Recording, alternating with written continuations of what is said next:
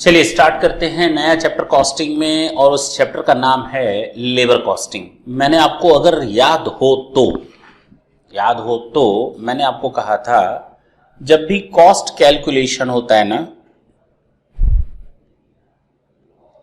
तो उसमें हमारे 3 एलिमेंट होते हैं। एलिमेंट के बेसिस पर अगर हम देखें तो मेन 3 एलिमेंट्स होते हैं। हाँ बोलो, मटेरियल, लेबर एंड ओवरहेड। हाँ या ना?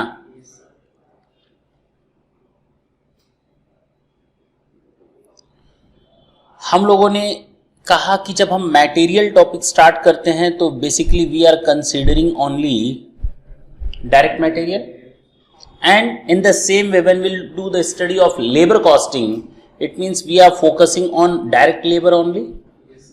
And in the case of the overhead, we'll consider all the indirect overheads. Either it is a case of material, labor and others. पक्का? ये हम लोगों को देखना है। आज हम लोग यहां तक पहुंच गए हैं और हम किसकी बात करेंगे? केवल डायरेक्ट लेबर की बात करेंगे। पहले ये समझ लेते हैं कि डायरेक्ट लेबर क्या होता है और इनडायरेक्ट लेबर क्या होता है। अगर याद हो तो मैंने ये भी आपको शुरू में ही बता दिया था कि डायरेक्ट लेबर, डायरेक्ट ओवरहेड्स का मतलब बताया था, डायरेक्ट लेबर का मतलब बताया था, डायरेक्ट मटेरियल का मतलब बताया था, बेसिकली डायरेक्ट एक्सपेंसेस का मतलब बताया था। Direct labour means the cost of labour which can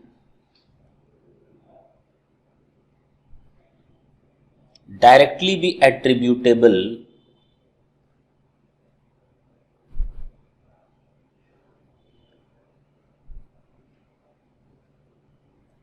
over the products or services.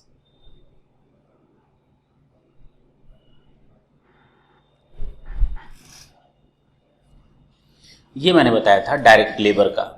Same यही डायरेक्ट मटेरियल का means the cost of the material which can directly be attributable over the product और services. In the same way direct overheads, यानी अगर इस pen को मुझे बनवाना है और अगर मैं अपने लेबर से बोलता हूं देखो एक पेन पर मैं तुम्हें 5 रुपए दूंगा, इज इट अ डायरेक्ट और इनडायरेक्ट? It's a direct. अगर वो 10 पेन बनाकर देता है, इसका मतलब हमें कितना देना पड़ेगा? बात समझ में आई? हमने एक पियून को क्लीनिंग के लिए रखा, क्लीनर को, अगर वो 1 महीने में 10,000 रुपए लेता है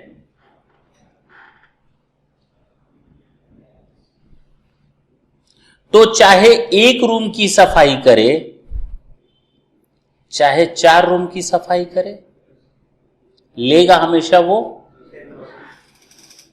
जरा एक कहानी समझने की कोशिश करते हैं, कैसे हम बात करना चाह रहे हैं। ये रूम है आपका, ये उसका दरवाजा है, यहां पर हमारे सारे प्रोडक्ट भरे पड़े हुए हैं, ठीक है, क्लियर है। एक दिन वो एम्प्लॉय आता है, दरवाजा खोलता है, ये पेन पड़ी हुई हैं। जैसे ही दरवाजा खोला, सफाई करने जा रहा था, सब सफाई कर ली, अब उस रूम को खोला। जैसे ही वो रूम खोला, ये सब पेन जो है उसके ऊपर दर दर दर करके गिरने लगी दरवाजा खोलते ही। इसका मतलब वो फुल था, वो फुल था। झाड़ू लगाएगा, हाँ, सारी पेन को क्या करेगा? कार्टून्स को बाहर निकालेगा, झाड़ू लगाएगा, फिर कार्टून्स को अपनी जगह पर रख देगा। बोलो हाँ या ना? यही तो करेगा।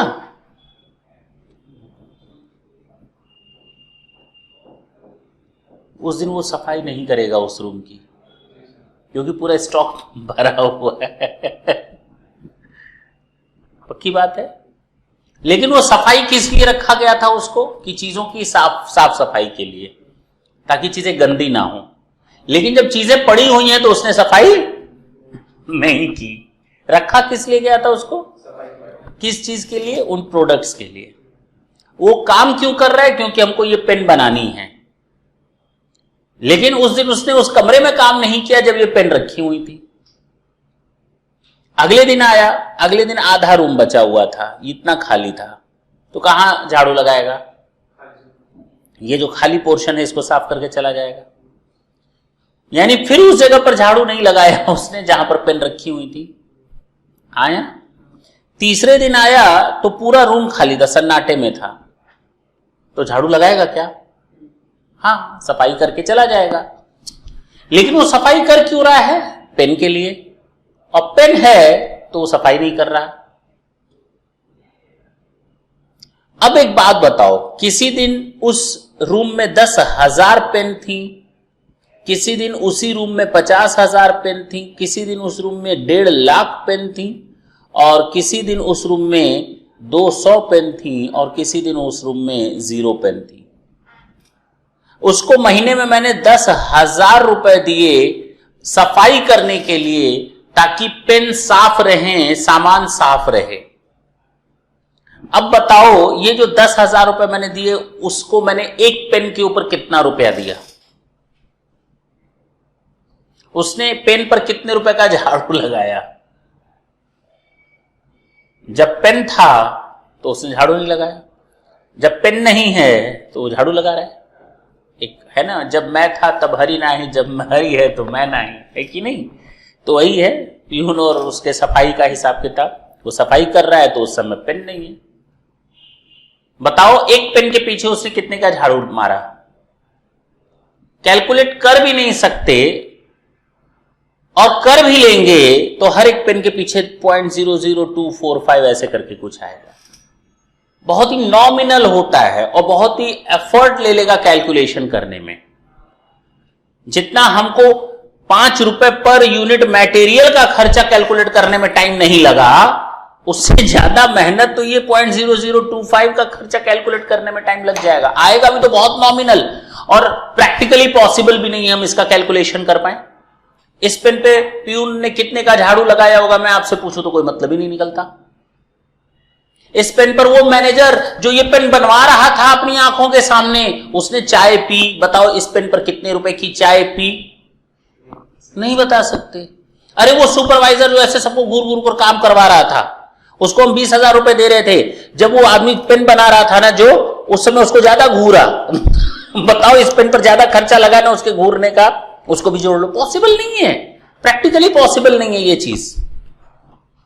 तो जो ये खर्चे होते हैं जिनकी कॉस्ट हम डायरेक्टली किसी प्रोडक्ट और सर्विसेज पर एट्रीब्यूट ना कर सकें, all those cost are to be treated और known as indirect labor, indirect material or indirect overheads, and here we are considering only the portion of the direct labor cost. Clear? यानी एक pen पर 2 रुपए का labour, 3 pen पर 6 रुपए का labour हो गया। बात सीधी सी है।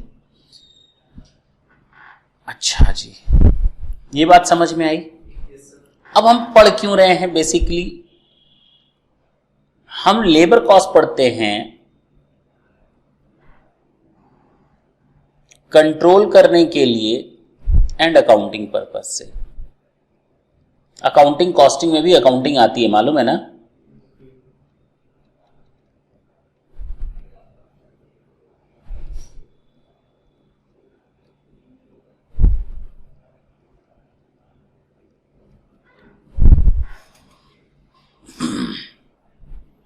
क्या क्या प्रॉब्लम आएंगी इस चैप्टर में, जरा वो डिस्कस किया जाए। क्या क्या प्रॉब्लम्स आएंगी, क्या हम लोग देखेंगे कंट्रोल एंड अकाउंटिंग में। हमारे बिजनेस में 100 लेबर की जरूरत है। Normally we needs 100 labours. मैंने अपने आप को थोड़ा सिक्योर करने के लिए 120 लेबर रखे हैं। अरे बोलो ना, ठीक है या गलत है? सिक्योर करने के लिए।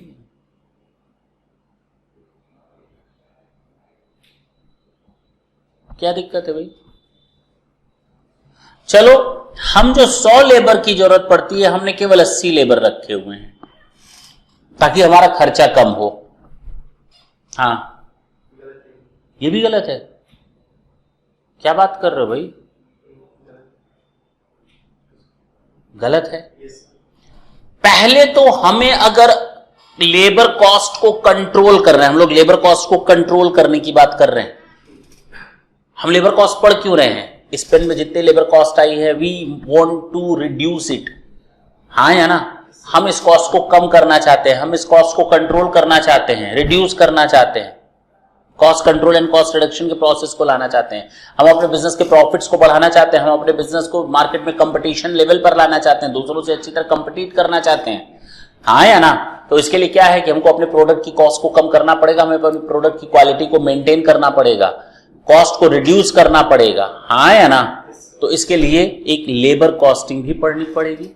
उसमें सबसे पहला काम है कि first of all you must know the requirement of your labour. कितने लेबर की जरूरत है आपको आपके बिजनेस में?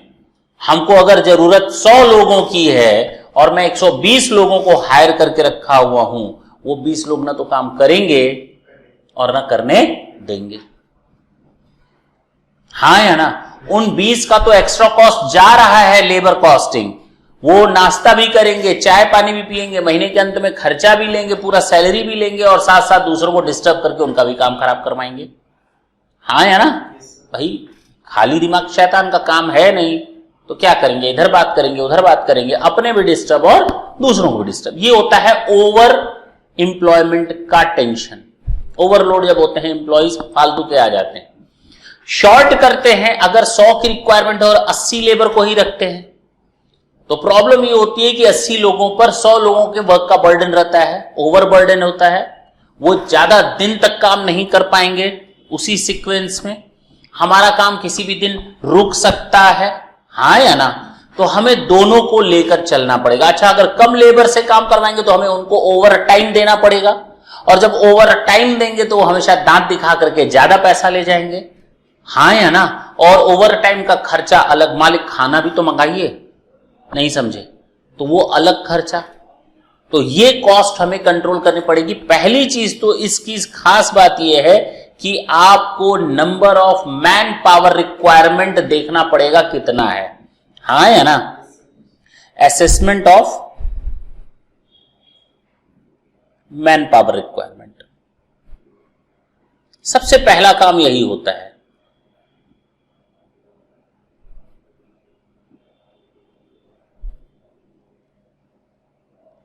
उसके बाद उनका वेजेस देना।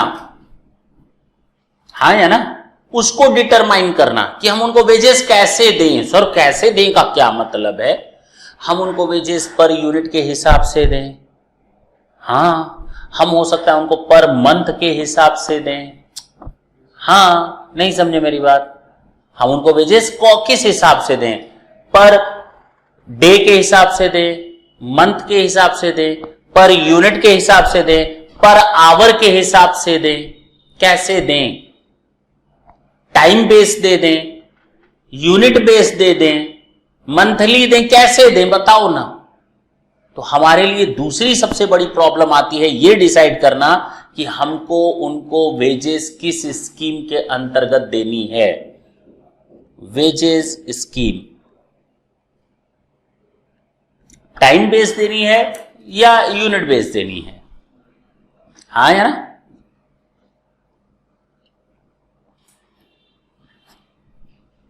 पक्की बात है, हमें यह तय करना पड़ेगा। उसके बाद हमें यह तय करना है कि भैया अगर कोई ओवर टाइम करे, क्या करे? ओवर टाइम करे तो ओवर टाइम का पैसा देना पड़ेगा। ओवर टाइम फायदे का सौदा होती है या घाटे का? ओवर टाइम, अगर मेरे बिजनेस में ओवर टाइम हो रहा है तो फायदा बता रहा है या घाटा बता रहा है? किस समय फायदा होता है, किस समय घाटा होता है?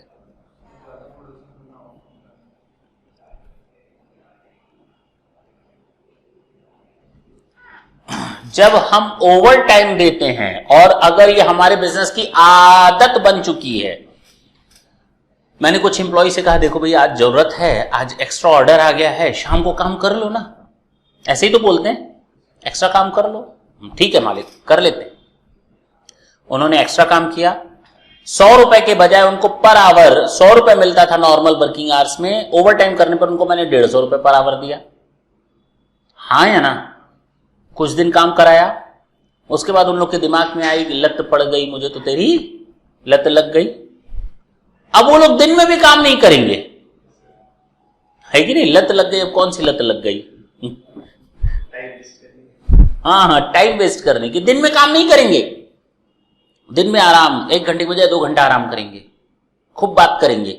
और जब 5 बज जाएगा, मालिक के घर आज ऑर्डर पूरा नहीं हो पाया, काम कर लो ना, ओवर टाइम कर लो। अगर ये ओवर टाइम रेगुलर हो गया हो बिजनेस में, तो ये हमेशा लॉस को रिप्रेजेंट कर रहा है। ओवर टाइम कभी कभार होता है तो वो आपके बिजनेस की प्रॉफिटेबिलिटी या पॉजिटिविटी को शो करता है। ओवर टाइम रेगुलर हो जाना, इसका मतलब नॉर्मल वर्किंग आवर्स में काम ना हो पाना। बात समझ में आई? सर प्रोडक्शन कैपेसिटी भी तो नाम चीज होती है, हो सकता है हमारे में उतनी प्रोडक्शन कैपेसिटी ना हो। अरे तो शाम का शिफ्ट अलग कर लो। नहीं समझे? 100 रुपए का 150 क्यों दे रहे हो? अगर तुम्हारे पास प्रोडक्शन कैपेसिटी नहीं है, ऑर्डर्स आ रहे हैं, तो 2 शिफ्ट में काम चलाओ। उन्हीं इंप्लॉइज को तुम शाम में काम करवा करके उनको थका भी रहे हो, अगले दिन का बिजनेस भी अफेक्टेड होगा और साथ साथ वो पैसा भी ज्यादा लेंगे। और अगर आप शिफ्ट चेंज कर देंगे तो आपका कॉस्ट 100 रुपए वाला ही पड़ेगा और बर्डन बराबर बराबर डिस्ट्रीब्यूट हो जाएगा। अगर रेगुलर का काम है तो, अगर प्रोडक्शन कैपेसिटी कम है तो शिफ्ट बढ़ा दो। अब बात समझ में आई? ओवर टाइम कभी कभी होना पॉजिटिविटी शो करता है, ओवर टाइम रेगुलर होना निगेटिविटी शो करता है। लेकिन हर बार ओवर टाइम कभी कभी होना भी निगेटिविटी शो करता है। हो सकता है दिन भर लाइट ना रही हो सकता है हमारे पास पावर का स्टैंड बाई अरेंजमेंट नहीं था, हो सकता है मशीनें शट डाउन हो गई हूं, दिन में ना बन पाई हूं, तो वो निगेटिव ही इंडिकेशन शो करेगा, वो तो पॉजिटिव कभी नहीं हो सकता, भले ही वो कभी कभार हो रहा है। अब बात समझ में आई? तो हमें एनालाइज करना पड़ेगा कि ओवर टाइम क्या हम अवॉइड कर सकते हैं प्रॉपर कंट्रोल और मैनेजमेंट के थ्रू। ये जो मशीन्स शट डाउन हो गई, क्या हम उनका प्रॉपर रिपेयर का अरेंजमेंट करके या स्टैंड बाई पावर का स्टैंड बाई रख करके हम क्या उन प्रॉब्लम्स को दूर कर सकते हैं। कभी कभी मटेरियल समय पर नहीं पहुंचा तो सारे लेबर ऐसे करके बैठ गए, हाथ पे हाथ धर करके बैठ गए। ऐसे ही तो होता है, हाथ पे हाथ धर के बैठना, इसी को कहते हैं, और किसको कहते हैं? अब बताओ कि अगर वो लेबर दिन में हाथ पे हाथ रख करके बैठी है तो जाहिर सी बात है शाम को मटेरियल आएगा तो शाम को। तो ये हमारे मैनेजमेंट की वीकनेसेस को बता रहा है। बात समझ में आई? तो ये होता है ओवर टाइम, इसको भी कंट्रोल करते हैं, हमें इसको भी एनालाइज करना पड़ता है।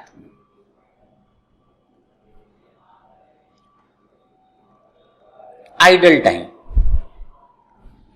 यानी आराम वाला समय। मेरे पास लेबर काम करने आ रहा है 10 से लेकर 6 बजे तक, ठीक है? दिन में उसको खाना खाने का समय चाहिए, दे दें। 1 से 2 वो समय ले रहा है तो मैं कहूंगा 1 घंटा तुम इधर ले रहे हो ना, तो इधर 1 घंटा बढ़ाओ, यही तो बोलूंगा मैं। ये नहीं बोल सकते आप, खाना खाना उसका हक है। बात समझ में आई? तो वो 1 घंटा अगर दिन में रेस्ट ले रहा है या 1 घंटा वो अपने लंच टाइम को ले रहा है तो वर्किंग आवर्स में ही काउंट किया जाता है। आप ये नहीं कह सकते तुमने 10 से 6 कहां काम किया, 1 घंटा तो तुम खाना खाते हो ना, वो वर्किंग आवर्स में ही आएगा। आइडल टाइम है, अगर वो 1 से 2 बजे तक काम नहीं किया तो this represent your idle time.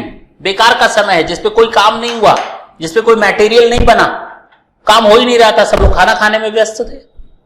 Idle time है, बट वी हैव टू पे for that time to.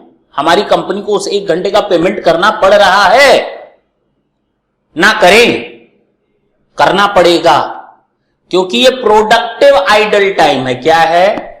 O sir, productive idle time तो अनप्रोडक्टिव भी होता है क्या? हाँ, लोगों की आदतें खराब होने लगती हैं धीरे धीरे, तो वो आइडल टाइम पर ज्यादा बिलीव करते हैं। उनको मालूम है अगर हम काम नहीं भी करेंगे तो भी हमको पेमेंट तो मिलने वाली है महीने के अंत में, हमें क्या दिक्कत है।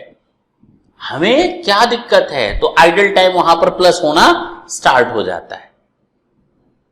क्लियर है? हमें उस पर भी कंट्रोल करना है।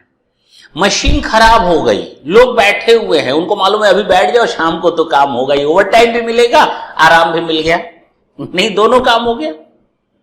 बोलो, मशीन खराब हो गई, मटेरियल समय पर नहीं पहुंचा, तो जो दिन में टाइम नहीं काम किया उन लोगों ने, उसको हम कहेंगे आइडल टाइम। हमें यह देखना पड़ेगा आइडल टाइम प्रोडक्टिव है या अनप्रोडक्टिव, उसको बाइफरकेट करना पड़ेगा। क्या अवॉइडेबल है या अनअवॉइडेबल है, कुछ को अवॉइड कर सकते हैं, कुछ को अवॉइड नहीं कर सकते, वो हमें बाइफरकेट करना पड़ेगा, देखेंगे हम लोग डिटेल में। तो हमको आइडल टाइम भी पढ़ना है। अच्छा, हमको ना एक और चीज देखनी है लेबर की कंट्रोल और अकाउंटिंग में, इंसेंटिव स्कीम्स। कौन सी?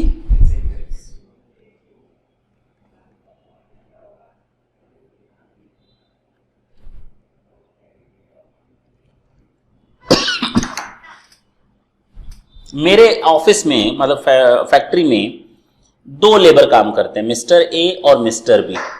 ठीक, मैं पहले पूरा एक ओवरव्यू दे दूं इस चैप्टर में, लोग पढ़ने क्या जा रहे हैं, तब ये ज्यादा अच्छी तरीके से समझ में आएगा कि कौन कौन से पॉइंट्स कवर होंगे। हमारे फैक्ट्री में दो तरह के लेबर काम कर रहे हैं, दो लेबर काम कर रहे हैं, बेसिकली दो आदमी हैं, मिस्टर ए और मिस्टर बी। दोनों सेम स्किल्ड हैं, दोनों सेम पोस्ट पर हैं, दोनों मिस्त्री का काम करते हैं। हमने इनको कहा कि 1 घंटे में 100 यूनिट बना करके दो, इसको भी मैंने कहा 1 घंटे में 100 यूनिट बना करके दो, और मैं आपको 50 रुपए पर आवर दूंगा। कितना दूंगा? दोनों को। अब टाइम बेस्ड है, टाइम बेस्ड है, इसने भी जानता है 1 घंटा काम करेंगे तो हमें 50 रुपए मिलेगा पर यूनिट पर आवर के हिसाब से, हाँ या ना? शाम को इसने 6 घंटे काम किया और शाम तक इसने भी 6 घंटे काम किया, बताओ इसको कितना वेजेस मिलेगा? इसको कितना मिलेगा? जानते हैं एक्चुअल में इसने यूनिट्स कितनी बनाई थी? इसने केवल 500 यूनिट्स बनाई थी और इसने 600 यूनिट्स पूरी बनाई थी। यानी 100 यूनिट 1 घंटे का, तो 6 घंटे का 600 यूनिट बनाना था, लेकिन दोनों को लेबर बराबर बराबर मिला। सही है या गलत? सही है या गलत? सही है या गलत? अब अगर ऐसे डेली डेली, क्योंकि हमने तो उनको कहा था 1 घंटे का 50 रुपए, तो शाम को दोनों का हिसाब देखेंगे, 6 घंटा काम किया, 300 रुपए दोनों ले जाएंगे। लेकिन जब हम अंदर जाते हैं, कैलकुलेशन करते हैं कितनी यूनिट किसने बनाई, तो मेरा सर दर्द होने लगता है। एक ने 500 यूनिट बनाई और एक ने 600 यूनिट बनाई, हाँ या ना? हमने कुछ नहीं बोला, मैंने कहा चलो काम तो किया 6 घंटा, काम तो किया ना 6 घंटा, तो कोई दिक्कत नहीं। अब जब इतना करते जाएंगे, देते जाएंगे, तो कुछ दिन बाद मिस्टर बी को लगेगा बुरा कि भाई हम मेहनत करते हैं इतनी, हमको भी 300 रुपए, इसको भी 300 रुपए, ये बनाता है डेली 500 यूनिट, हम बनाते हैं 600 यूनिट। मिस्टर ए डेली दांत दिखाएगा मिस्टर बी को, ज्यादा काम कर, 600 यूनिट बनाओ, हम तो आराम करेंगे। और मिस्टर बी को उसकी ईमानदारी की सजा मिलने लगेगी। मानते हो ना? तो बताओ क्या किया जाए, किसका पैसा काटा जाए? पक्की बात है ना? ऐसा करोगे ना, अपने पैरों पर कुल्हाड़ी मारोगे। और नॉर्मली लोग यही करते हैं, हम पढ़े लिखे लोग और कॉस्टिंग को ना पढ़े लिखे लोग यही गलती करते हैं। अगर तुम 3 दिन नागा करोगे ना, तुम्हारा पैसा काट लेंगे। अरे उल्टा सोचो ना, ज्यादा पैसा काटोगे उसका घर नहीं चलेगा, घर नहीं चलेगा, अगले दिन से गायब हो जाएगा। 4 साल से काम कर रहा था, किया कराया सारा काम बर्बाद हो जाएगा, नए आदमी को लाना पड़ेगा, ज्यादा नुकसान करेगा, ट्रेनिंग कॉस्ट अलग देनी पड़ेगी। तो इसको सबक सिखाना है, इसका पैसा मत काटो, बल्कि उसका पैसा बढ़ा दो जो ईमानदारी से काम कर रहा है, अपने आप ये ईमानदार हो जाएगा। नहीं समझे? तो हम इसके पैसे को बढ़ाने की सोचेंगे, इंसेंटिव स्कीम लॉन्च करेंगे कि हम कहेंगे जो ईमानदारी से काम करेगा ना, कैसे करेंगे वो देखा जाएगा। बहुत सारे इंसेंटिव स्कीम्स हैं, उसमें से कौन सी इंसेंटिव स्कीम आपको अप्लाई करनी चाहिए अपने बिजनेस के हिसाब से, वो हम लोग स्टडी करेंगे, देखेंगे। तो हाल से है, रोमन है, 50 तरह की स्कीम्स हैं, तो उनमें से हम एक स्कीम को लॉन्च करके इसका पैसा बढ़ा देंगे। इसको अब 300 रुपए ना दे करके मान लेते हैं स्कीम के हिसाब से इसका 350 रुपए बना। अब ये भी खुश, कि भाई हमको 300 नहीं मिलता 350, हम 50 रुपए ज्यादा कमाते हैं। इसकी लापरवाही है, ये भी देख देख कर चिड़ेगा कि काम उतनी देर करते हैं, मुझे 300 मिलता है, इसको 350 मिलता है, क्योंकि काम ये अच्छा करता है इसलिए 50 रुपए मिलता है, हम भी कल से अच्छा काम करेंगे। तो कंपटीशन अच्छाई की होगी, बुराई की। अब समझ में आया, फर्क समझ में आया? तो ये इंसेंटिव स्कीम्स होती है। हम लोग जो देखते हैं ना, बिजनेसमैन क्या करते हैं, लोगों का पैसा काटना शुरू कर देते हैं। वो नहीं करना चाहिए, बल्कि अच्छे लोगों का पैसा बढ़ा दो, जो कम कर रहे हैं उनका काम अपने आप खराब हो जाएगा, सोचना बदल जाएगा। अच्छा, ये कहलाती है इंसेंटिव स्कीम। तो अभी तक हम लोगों ने देखा, हम लोग को मैन पावर रिक्वायरमेंट की कितनी है वो देखना है, कौन सी वेजेस सिस्टम को लॉन्च किया जाए, कौन से इंसेंटिव स्कीम को लॉन्च किया जाए, और किस तरह से हम ओवर टाइम का पेमेंट करते हैं, कैसे उसको कंट्रोल कर सकते हैं, इसी तरह आइडल टाइम को कैसे कंट्रोल कर सकते हैं। हमारे सामने नेक्स्ट प्रॉब्लम आती है लेबर टर्नओवर की। किसकी?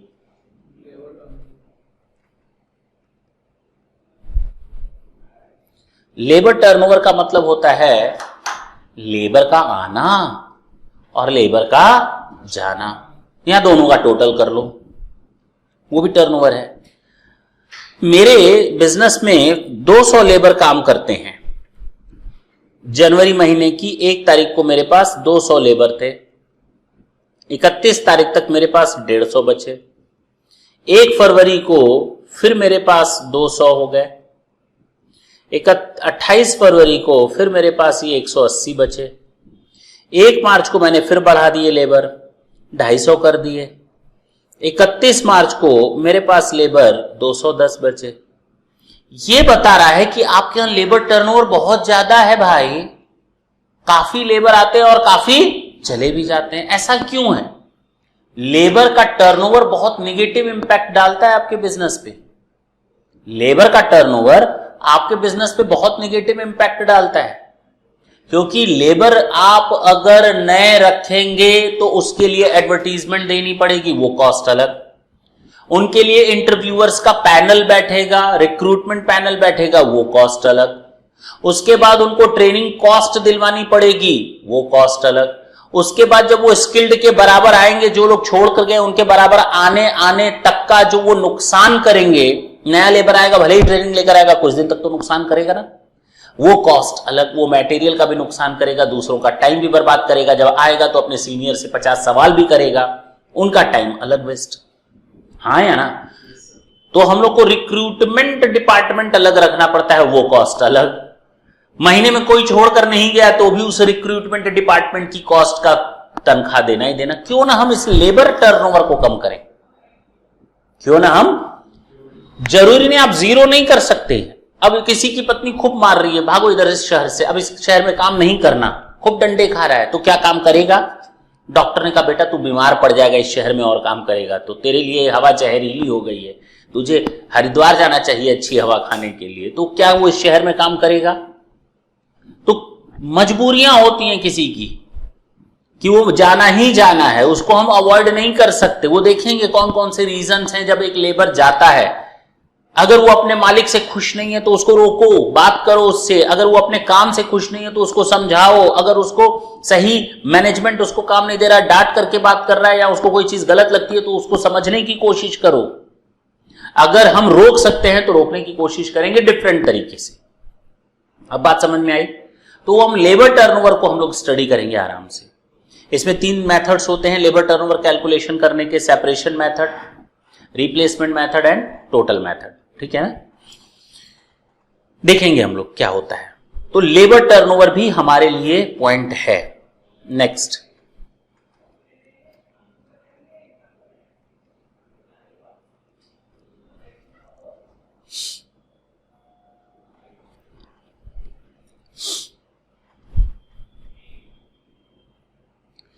एक पॉइंट होता है, कभी कभी जो लेबर चाहता है उसका वो काम नहीं हो पाता। वो चाहता है ना हमको थोड़ा जिम्मेदारी वाला काम मिले, वो चाहता है जिम्मेदारी वाला काम मिले, और कुछ लोग चाहते हैं जिम्मेदारी ना मिले। मेरी बात समझना, कुछ लोग चाहते हैं कि हमें वो काम मिले जहां हमें हाथ पैर मारकर हम आगे बढ़ जाएं। कुछ लोग कहते हैं भैया कोने में कहीं छुप जाओ, अपना महीने के अंदर सैलरी बनाओ और काम करो। हमें यह देखना पड़ेगा क्या सही हाथ को सही काम गया है या नहीं। जिसको हम लोग कहते हैं job evaluation and merit rating. क्या एम्प्लॉइज जिस लायक है उसको वो काम मिल रहा है या नहीं? मेरी बात समझ में आई? क्या कहते हैं उसको? Job evaluation and merit rating.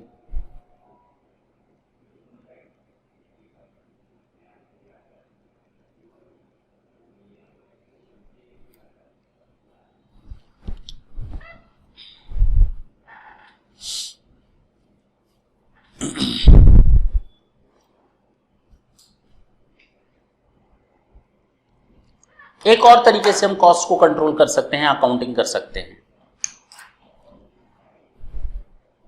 Time keeping and time booking.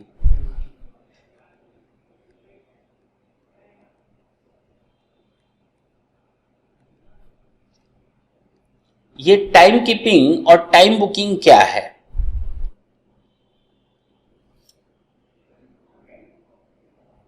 और इसी से मिलता जुलता है आपका time and motion study.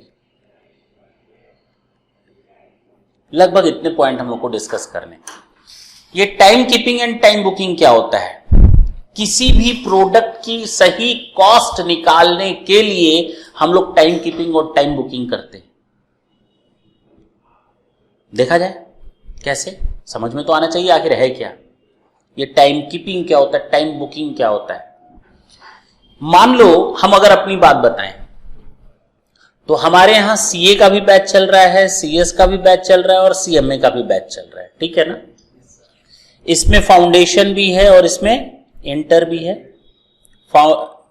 Foundation भी है, इंटर भी है, फाउंडेशन भी है और इंटर भी है, ठीक। चलो मारो गोली, एक को हटा देते हैं, अभी समझने में आसानी रहेगी। इसमें 4 सब्जेक्ट्स हैं, इसमें 8 सब्जेक्ट हैं, बोलो ना। इसमें भी 4 सब्जेक्ट हैं और इसमें भी 8 सब्जेक्ट हैं। अब वैसे न्यू सिलेबस में 3-3 सब्जेक्ट हो गई हैं सीए में, ठीक है। मान लेते हैं 4-4 सब्जेक्ट, चलो 3-3 ही कर देते हैं। कितने सब्जेक्ट्स हैं? इसमें टोटल नंबर ऑफ फैकल्टी हमारे पास 4 हैं, इसमें 5 हैं, ठीक। अब बताओ, हमें यह देखना हो कि सीए से ज्यादा कमाई हो रही है या सीएमए से। हमें यह देखना हो फाउंडेशन सीए से ज्यादा हो रही है या सीएमए फाउंडेशन से, है ना प्रॉब्लम। अच्छा, हमें अगर यह देखना हो कहां पर मेरी कॉस्ट सबसे ज्यादा गिर रही है, कैसे पता करोगे? क्योंकि वही टीचर हैं, कभी इधर पढ़ा रहे हैं, कभी उधर पढ़ा रहे हैं। कभी 1 घंटा पढ़ाते हैं किसी बैच को, कभी 3 घंटा पढ़ाते हैं किसी बैच को, है कि नहीं। अब हम तो सर पकड़ लेंगे, कोई भी सर पकड़ लेगा, पक्की बात है। कॉस्ट निकालें तो निकालें कैसे? इसमें ये पूरा सपोर्ट करता है कौन? Time keeping and time booking. कैसे करता है जरा वो भी सुन लो।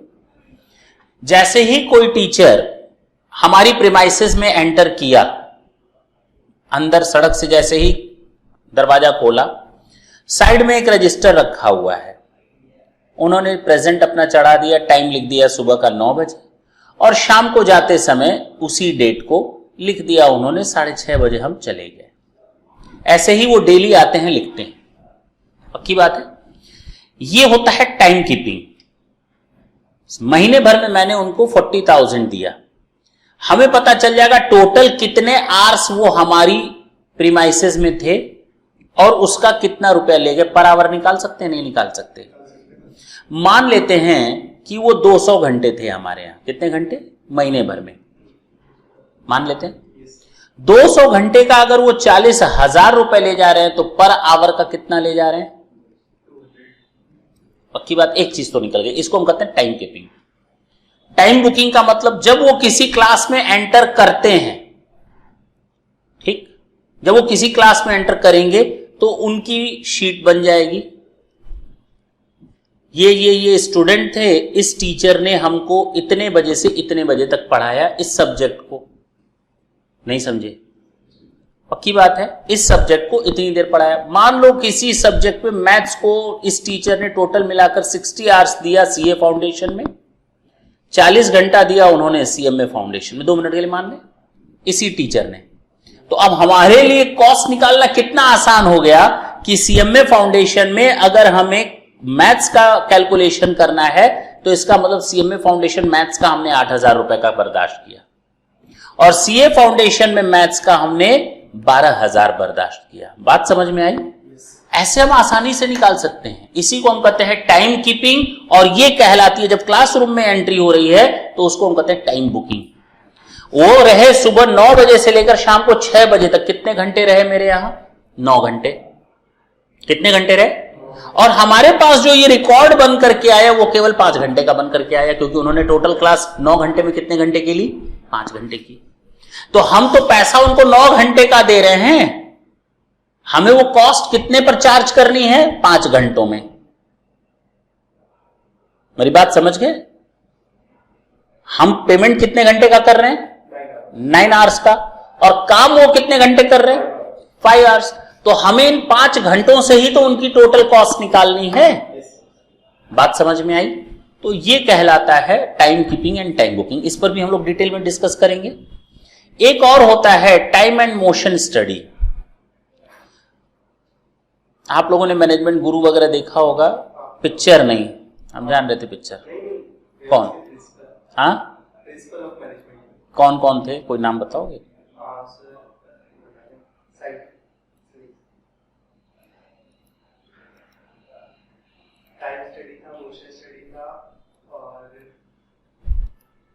चलो बात करेंगे, लेकिन हम पहले कहानी बता दें क्या होता है, आराम से देखेंगे इन सब चीजों को।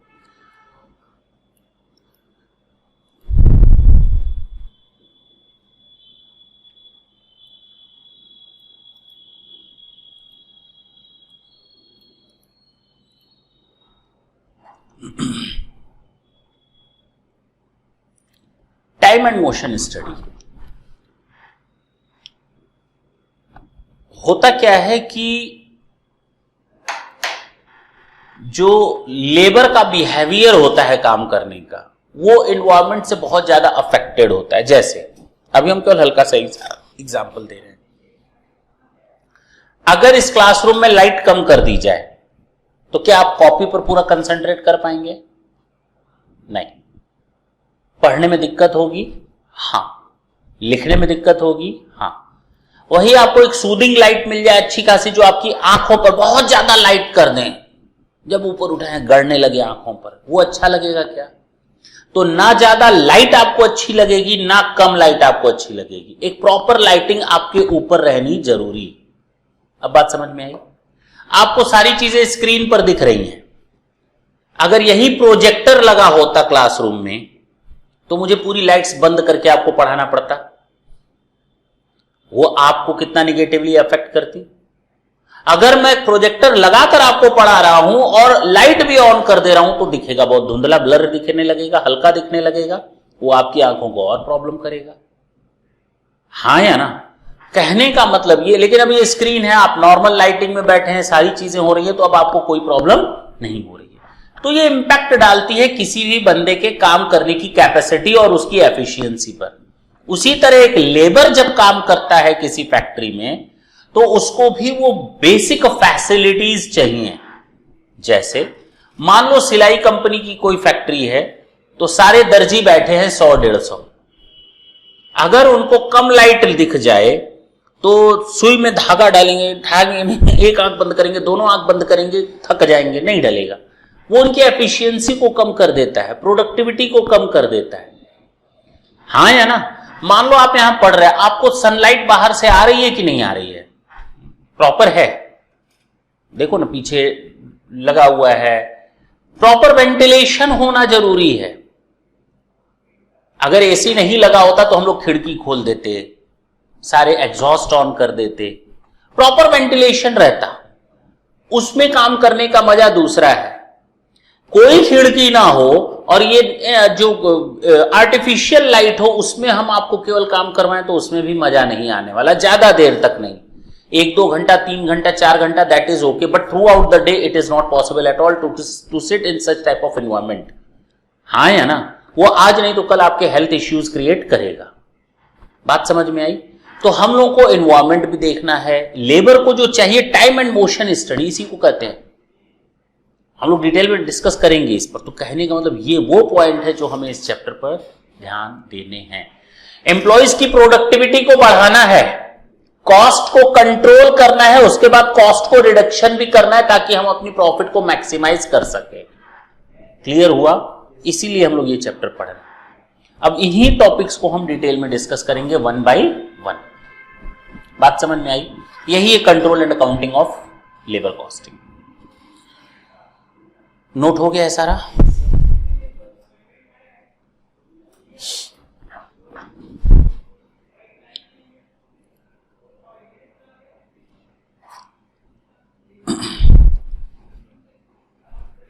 मैंने पहला बोला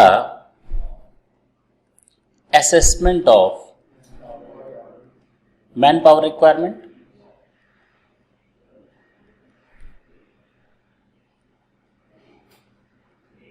अब हम लोग सारा कुछ समझ चुके इस चैप्टर में है क्या, हमें केवल अब डिटेल में हर एक पॉइंट को पढ़ना है और खत्म करते चले जाना है। और ज्यादा टाइम नहीं लेगा ये चैप्टर, मुश्किल से 6 से 7 सेशन। चले, क्वेश्चन बहुत अच्छे आएंगे, खूब मजा आएगा। बच्चा बहुत रोता है इस चैप्टर को करने में। नॉर्मल बच्चों की अगर मैं बात करूं तो ओवरहेड उसके सामने आता है तो उसका सर चकराने लगता है। बेसिकली मैं बताऊं तो कॉस्टिंग में कुछ भी नहीं है, बिल्कुल हलवा सब्जेक्ट है। ठीक है ना? तुम लोगों ने देखा होगा मटेरियल कॉस्टिंग बड़े आसानी से खत्म हो गया, ईओक्यू था, कुछ था ही नहीं। इसमें भी यही चीजें हैं, बहुत ही सिंपल सी चीजें हैं, कॉमन सेंस वाली चीजें हैं। लेकिन जब जब एक क्वेश्चन आपके सामने आएगा तब तब आपको लगेगा ये बिल्कुल नया है। जैसे ही वो क्वेश्चन खत्म, दूसरा क्वेश्चन आपके सामने लगेगा कुछ पढ़ा ही नहीं था, फिर एक नया क्वेश्चन आएगा, लगेगा कुछ पढ़ा ही नहीं था। मतलब बिल्कुल अजीब। लेकिन जब एक कंसेप्ट क्लियर रहता है तो हमें मालूम होता है हमको करना क्या है, हमसे क्वेश्चन चाहता क्या है कैलकुलेट करना, करवाना, तो हम उस हिसाब से पढ़ते हैं। Assessment of manpower requirement. First of all, we are needed to know the exact position or the number of the manpower which are required in our organization. First of all, it is needed to know. हमें सबसे पहले तो वही जानना है, हम 100 employees को रखें या 120 को रखें या 80 से काम चल जाएगा। अगर हमारा 80 से काम चल जाएगा तो हम 100 क्यों रखें? अगर नॉर्मल वर्किंग आवर्स में हमारा 80 से काम चल सकता है तो 100 क्यों रखें? हम 80 क्यों ना रखें? वो जो 20 लेबर रहेंगे एक्स्ट्रा, वो हमारे बिजनेस को हमेशा हैम्पर करेंगे। वो ना तो खुद काम करेंगे और ना किसी को करने देंगे। तो पहला और first and foremost thing which is required to assess your manpower, कितने लोगों की रिक्वायरमेंट है आपको, कितने मैन पावर की रिक्वायरमेंट है आपके बिजनेस में। इसमें भी स्किल्ड कितने होने चाहिए, अनस्किल्ड कितने होने चाहिए। और मैं केवल लेबर की बात कर रहा हूं। किसकी बात कर रहा हूं? ऑफिस मैनेजमेंट की बात, सबकी बात कर रहे हैं फिलहाल।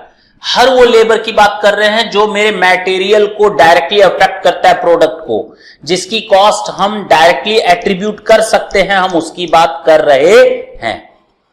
हम सीजनल लेबर की भी बात कर रहे हैं।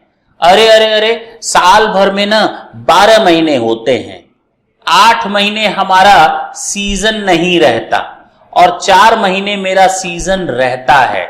जब सीजन नहीं रहता तो मेरे पास 50 लोग भी बहुत हैं, और जब सीजन रहता है तो मेरे पास 70 लोग भी बहुत है, मतलब 70 की जरूरत पड़ती है। तो अब हम करें तो करें क्या? अच्छा, ये जो 4 महीना सीजन रहता है तो अब हमें ये देखना पड़ेगा कि मैं 8 महीने के लिए 50 लेबर रख लेता हूं और 4 महीने के लिए 70 लेबर रख लेता हूं। ओके ना? We are okay with that ना? Because we can save our cost of 20 labors for each and every years for continuous 8 months. We can save it.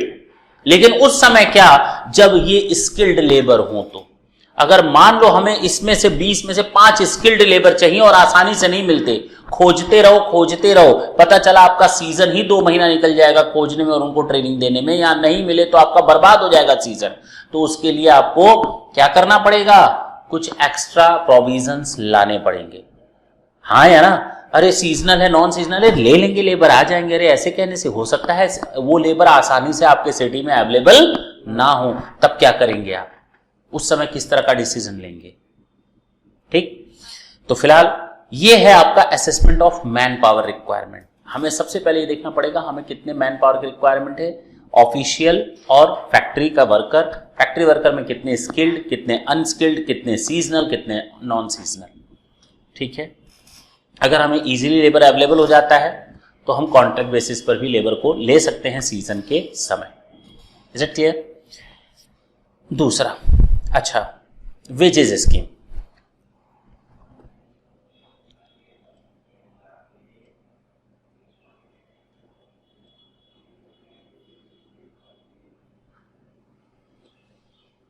Wages scheme क्या होता है?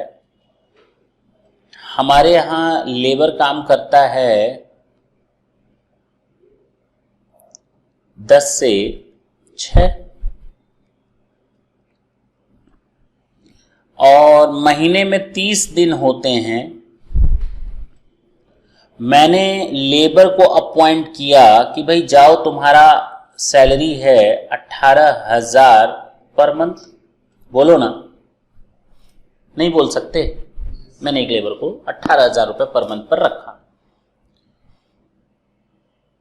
मैं उसको बोल सकता हूं कि भाई मैं तुम्हें जो सैलरी दूंगा 5 रुपए पर यूनिट के हिसाब से दूंगा वेजेस। तो मेरे पास 2 तरीके हैं उसको वेजेस देने के, या तो वो कितने यूनिट्स बना रहा है, नहीं बना रहा, उससे हमको लेना देना नहीं है, हमें उसे 18,000 पे ऑफ करना है at the end of the month. दूसरा तरीका है कि हम उसको पर यूनिट 5 रुपए के हिसाब से पेमेंट करें, तो भी वो खुश है। बताओ कहां जाए, किस पर जाए?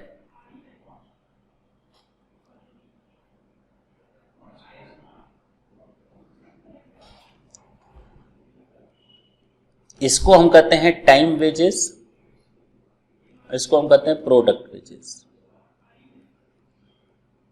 Time basis wages and product basis wages, per unit basis wages, output base wages, नीचे वाले का। ऐसे आप कैसे कह सकते हैं ये ज्यादा सही है? ये नहीं कर सकते, ये नहीं डिटरमाइन करता आपको। चलो, दूसरा तरीका है, हम कह सकते हैं भाई 20 रुपए पर आवर देंगे। कितना? 20 रुपए पर घंटे लो या 5 रुपए पर यूनिट लो, किस पर जाएं हम? अब आप बताइए। दोनों तरीके ठीक हैं, दोनों तरीके ठीक हैं अपनी अपनी जगह।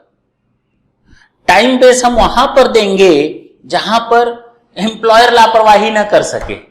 मशीन से यूनिट गिर रही है, जमीन पर गिर रही है, उसका काम है उसको उठाना, ठीक कर रखना, ठिकाना ठीक करना। अब वो चाह करके भी लापरवाही नहीं कर सकता। जहां 1 मिनट मुड़ा वो भर जाएगा उसका। मेरी बात समझ गए? हाँ या ना? लापरवाही नहीं कर सकता, तो उसको टाइम बेसिस दे दो ना। सोचना क्या है? नहीं समझे? और दूसरा, जहां पर उसके हाथों की कलाकारी की जरूरत है, उसके फिजिकल अपीयर हो करके काम करने की जरूरत है, तो हम कोशिश करेंगे उसे पर यूनिट बेसिस पर दें। नहीं समझे? अब दर्जी है तो उसको हम घंटे के हिसाब से क्यों देंगे? वो तो लापरवाही भी कर सकता है, लेकिन अगर यूनिट वाइज देंगे तो लापरवाही नहीं करेगा। उसको मालूम है शाम को हमें यूनिट बेसिस पर वेजेस मिलेगा। नहीं समझे? तो वहां पर हम यूनिट बेसिस पर दे देंगे, ताकि वो ज्यादा से ज्यादा काम करके हमको दे। कम काम करेगा तो कम पैसा लेगा, ज्यादा काम करेगा तो ज्यादा पैसा लेगा। लेकिन अगर हमने दोनों में से किसी एक को चुन लिया, मैंने चुन लिया, मैंने चुन लिया, तो प्रॉब्लम बढ़ जाती है। फिर कोई भी मेथड लोगे तो प्रॉब्लम बढ़ेगी। तो सर जाएं तो जाएं कहां? उसी की दवा है आपकी इंसेंटिव स्कीम्स। जानते हो क्या? अगर हमने इस लेबर को बोल दिया जाओ तेरे को 20 रुपए पर आवर मिलेंगे, तो कहेगा मालिक टाइम कम नहीं लग रहा आपको 10 से 6, हम 10 से 8 रहेंगे डेली। नहीं समझे? वो फालतू में बैठेगा, आप लापरवाही करेगा। प्रोडक्ट बनाए ना बनाए उसको आर बेसिस पर पेमेंट मिल रहा है। हाँ या ना? अब तक उसको दिन भर में 10 से 6 वो अब तक 100 यूनिट बनाता था, अब वो लापरवाही करके धड़ाम से गिरा दिया 60 यूनिट पर आ गया, क्योंकि पर आवर मिल रहा है। वो उतने ही घंटों में वो अब 60 यूनिट बना रहा है। हाँ या ना। दूसरा, अगर हम उसको यूनिट वाइज दे देते हैं तो अब तक 100 यूनिट बनाता था, अब वो 200 यूनिट बनाने लगेगा। अरे हाँ, नहीं, फायदा हुआ या घाटा? 100 से 200 घाटा ही है। नॉर्मली देखो तो घाटा ही है। हमने उसको कहा था बेटा तेरा काम है कॉपी को स्टेपल करना, नोटबुक को स्टेपल करना। अब तक वो 100 कॉपियों को स्टेपल करता था, क्वालिटी अच्छी रहती थी। अब वो कहेगा ओ एक कॉपी पर 5 रुपया, लाओ कॉपी फेंको, खट खट। अब कॉपी के बीच में स्टेपल लग रहा है या दोनों तरफ स्टेपल लग रहा है या किनारे लग रहा है, मालूम ही नहीं उसको किससे मतलब है, पैसे से। शाम को मालिक 200 कॉपी फेंक दी, ले जाएगा 1000 रुपए। जब मैं वहां गया तो देखा 3000 की तो कॉपियां फेंकनी पड़ी क्योंकि बीच में स्टेपल हो गया था। नहीं समझे? तो दोनों घाटे वाले सौदे हैं, दोनों फायदे वाले सौदे हैं। डिपेंड करता है आप इनके साथ कौन सी इंसेंटिव स्कीम लगा रहे हैं। आर बेस्ड वहां पर अच्छा होता है जहां पर एक फिक्स्ड आउटपुट निकलता रहता है, उसको मैनेज करना। फिजिकल वर्क जहां पर होता है, जहां पर यूनिट्स के हिसाब से काम होता है, वहां पर हम लोग यूनिट बेसिस पे वेजेस दे देते हैं। बात समझ में आई? दोनों अपनी जगह ओके हैं, लेकिन जहां आउटपुट निकलता रहता है अपने आप और वहां पर मैंने यूनिट बेसिस पर दे दिया तो वहां तो सर पकड़ लेंगे हम, कोई फायदा नहीं। फिर आते हैं दूसरी, इंसेंटिव स्कीम कौन सी दें? कई सारी इंसेंटिव स्कीम है। केवल वेजेस सिस्टम को लागू करने से आपका प्रॉब्लम दूर नहीं होगा, प्रॉब्लम तो अब बढ़ा। वेजेस तो देना है, लेकिन कोई भी वेजेस सिस्टम अप्लाई करेंगे तो मेरे लिए प्रॉब्लम क्रिएट करेगा। तो उस प्रॉब्लम को दूर करने के लिए हमको कौन सी स्कीम इसमें ऐड करनी पड़ती है, उसको हम कहते हैं इंसेंटिव स्कीम्स।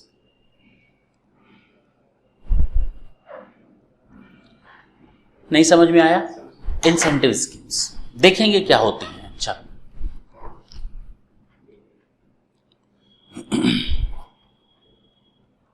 दोनों चीजें हो गई।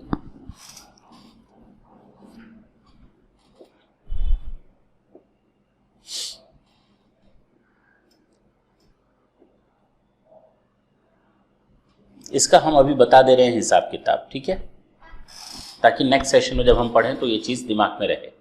हम लोग पढ़ेंगे, ओवर टाइम पूरा पढ़ेंगे, आइडल टाइम पूरा पढ़ेंगे, इंसेंटिव पूरा पढ़ेंगे। लेकिन सबसे पहले हम लोग पढ़ लेते हैं लेबर टर्नओवर, पढ़ करके फेंक देते हैं, खत्म हो जाएगा। खत्म नेक्स्ट सेशन में होगा, लेकिन समझो क्या होता है लेबर टर्नओवर।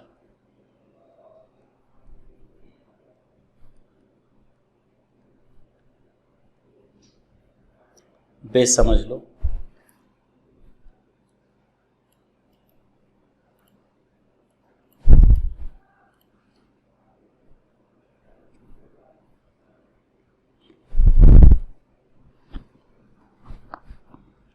मेरे पास 500 लेबर थे,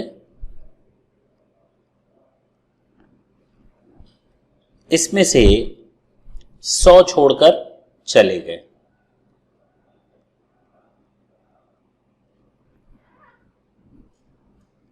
हमने नए 150 लोगों को रखा।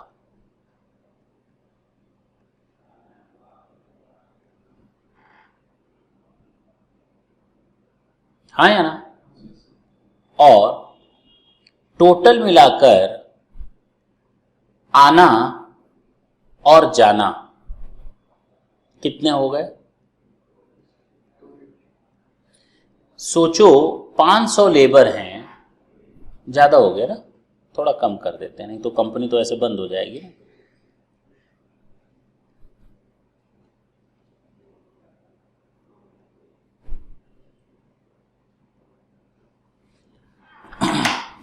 तो हम लोग इसमें गाना भी गा सकते हैं। कौन सा? आपका आना आपका जाना, गाना है ना, है तो दूसरा, लेकिन आपका आना आपका जाना ये कहलाता है टर्नओवर।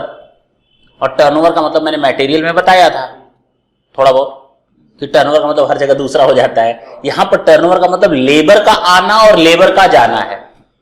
जब लेबर जाता है तो उसको हम कहते हैं सेपरेशन, और जब लेबर आता है तो उसको हम कहते हैं रिप्लेसमेंट। क्या कहते हैं? रिप्लेसमेंट। रिक्रूटेड 2 मिनट के लिए हटा दें तो इसको हम लिख दे रहे हैं रिप्लेस्ड। पक्की बात है, ये होते हैं। तो जब लेबर जाता है तो हम कैलकुलेशन करते हैं रेशियोज। क्या कैलकुलेशन करते हैं? Labour separation ratio, labour replacement ratios और labour turnover, total labour turnover ratios. ये आपको कंट्रोल करने में बड़ा हेल्पफुल होता है बिजनेस को, कि लेबर बार बार आ और जा क्यों रहे हैं, लेबर बार बार क्यों आ और क्यों जा रहे हैं, इसके पीछे हमको रीजंस समझने पड़ेंगे। जब लेबर के जाने के रीजंस हम समझ लेंगे ना, ह्यूमन नेचर जो ह्यूमन होती है वो हमारे लिए एसेट होती है, वर्किंग एसेट होती है, उसको ऐसे ही नहीं जाने दे सकते। अगर मेरे यहां कोई लेबर बहुत बढ़िया काम कर रहा है और किसी चीज को लेकर दुखी है, चाहे अपने सीनियर मैनेजमेंट को लेकर, चाहे अपने हेल्थ इश्यूज को लेकर, चाहे अपने फैमिली इश्यूज को लेकर के, चाहे वर्किंग एनवायरनमेंट को लेकर के, तो हमें कोशिश करनी चाहिए कि हम उस सिस्टम को ठीक करें जहां तक हम ठीक कर पाए। तो अगर वो पॉसिबल है ठीक करना, तो उसको हम कहते हैं अवॉइडेबल लेबर टर्नओवर, जिसको हम लेबर टर्नओवर की कॉस्ट को अवॉइड कर सकते हैं। सर कॉस्ट कहां निकाली? आपने तो निकाला 50 लेबर गए, 80 लेबर आए, टोटल 130 आए गए, इसकी कॉस्ट भी निकलती है क्या है? हाँ निकलती है, क्योंकि जब लेबर रिप्लेस होंगे तो नए लेबर आएंगे, और जब नए लेबर आएंगे तो उनका रिक्रूटमेंट होने के लिए एडवर्टीजमेंट देनी पड़ेगी, वो कॉस्ट हमारे लिए एक्स्ट्रा कॉस्ट है, हाँ या ना? उनको रिक्रूट करने के लिए इंटरव्यूअर्स पैनल बैठाने पड़ेंगे, वो मेरे लिए एक्स्ट्रा कॉस्ट है। जब हम उनको ट्रेनिंग दिलवाएंगे वो हमारे लिए लाखों रुपए की ट्रेनिंग कॉस्ट लग जाती है, वो हमारे लिए एक्स्ट्रा कॉस्ट है। उसके बाद जब वो एक्चुअल प्रैक्टिकली काम करते हैं तो उनको कोऑर्डिनेट करने में मेहनत लगती है, वो हमारे लिए नुकसान भी देते हैं। कभी कभी मशीन खराब कर देंगे, कभी गलत बटन दबा देंगे, कभी मटेरियल ज्यादा यूज कर देंगे, पूरा लॉट का लॉट खराब हो जाएगा, हजारों लाखों रुपए का। बात समझ में आई? तो वो कॉस्ट अलग होती है। तो कहने का मतलब ये कि जितना कम लेबर टर्नओवर उतना मेरा बिजनेस का फायदा ही फायदा। तो हम लोग को कोशिश करनी चाहिए कि हमारा लेबर का टर्नओवर क्या हो, मिनिमाइज्ड हो। ठीक है ना? ये तीनों हम लोग नेक्स्ट सेशन में देखेंगे, चिंता करने की जरूरत नहीं। तो 3 तरह के रेशियोज देखेंगे, separation turnover ratio, replacement turnover ratio और total turnover ratio. Thank you बच्चों।